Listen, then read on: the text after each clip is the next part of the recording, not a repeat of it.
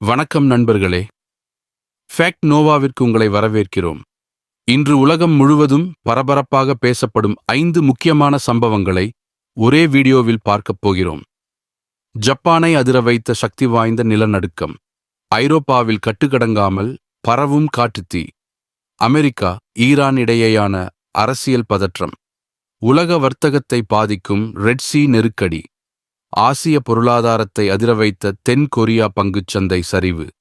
இந்த 5 சம்பவங்களும் உலகையே எப்படி பாதிக்கப் போகிறது என்பதை இந்த வீடியோவில் எளிமையாக பார்க்கலாம்.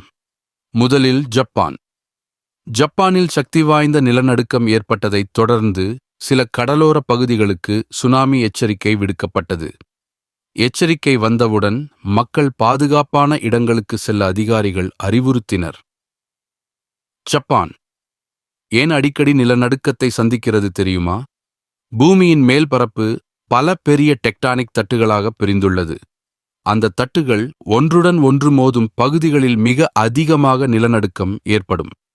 ஜப்பான் அப்படிப்பட்ட பகுதியில் இருப்பதால் ஆண்டுதோறும் நூற்றுக்கணக்கான சிறிய மற்றும் பெரிய நிலநடுக்கங்கள் பதிவாகின்றன.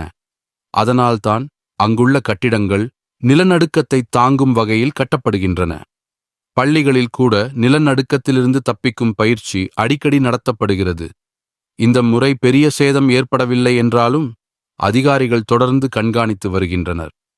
அடுத்ததாக ஐரோப்பா. பிரான்ஸ், ஸ்பெயின் உள்ளிட்ட பல நாடுகளில் மிகப்பெரிய காட்டுத்தீ பரவி வருகிறது. ஆயிரக்கணக்கான தீயணைப்பு வீரர்கள் பல நாட்களாக தீயை கட்டுப்படுத்த போராடி வருகின்றனர். பல லட்சம் மக்கள் தங்கள் வீடுகளை விட்டு பாதுகாப்பான இடங்களுக்கு வெளியேற்றப்பட்டுள்ளனர்.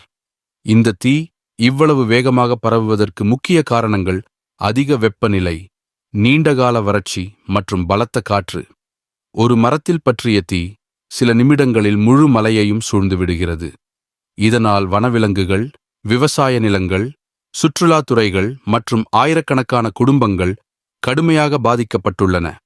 காலநிலை மாற்றம் காரணமாக இப்படிப்பட்ட காட்டுத்தீ சம்பவங்கள் எதிர்காலத்தில் அதிகரிக்கலாம் என்று விஞ்ஞானிகள் எச்சரித்து வருகின்றனர். இப்போது மத்திய கிழக்கு. அமெரிக்கா மற்றும் ஈரான் இடையே கடந்த சில ஆண்டுகளாக பதற்றம் இருந்து வருகிறது. அணு திட்டம், பொருளாதார தடைகள் மற்றும் பாதுகாப்பு பிரச்சினைகள் காரணமாக இரு நாடுகளும் அடிக்கடி கருத்து வேறுபாட்டில் இருக்கின்றன. சமீபத்தில் பதற்றம் அதிகரித்த நிலையில் மீண்டும் பேச்சுவார்த்தை நடத்த முயற்சிகள் நடைபெறுவதாக தகவல்கள் வெளியாகியுள்ளன. இந்த பிரச்சினை 2 நாடுகளுக்கு மட்டும் சம்பந்தப்பட்டது அல்ல. ஏனென்றால் மத்திய கிழக்கில் ஏதேனும் பதற்றம் ஏற்பட்டால் உலகளவில் கச்சா எண்ணெய் விலை உயரலாம். அதன் தாக்கம் பெட்ரோல், டீசல், விமான கட்டணம், பொருட்களின் விலை என பல துறைகளில் தெரியும். அதனால் இந்த செய்தியை உலகம் முழுவதும் உன்னிப்பாக கவனித்து வருகிறது. இப்போது ரெட் சீ பற்றி. ரெட் சீ என்பது உலகின் மிக முக்கியமான கடல் வர்த்தக பாதைகளில் ஒன்று. ஆசியாவிலிருந்து ஐரோப்பாவுக்கு செல்லும் ஆயிரக்கணக்கான சரக்கு கப்பல்கள் இந்த வழியை பயன்படுத்துகின்றன. ஆனால் அந்த பகுதியில் பாதுகாப்பு பிரச்சினைகள் அதிகரித்ததால் பல கப்பல்கள் நீண்ட மாற்றுப்பாதையில் செல்ல வேண்டிய நிலை ஏற்பட்டுள்ளது. இதனால் பயண நேரமும் செலவும் அதிகரிக்கிறது.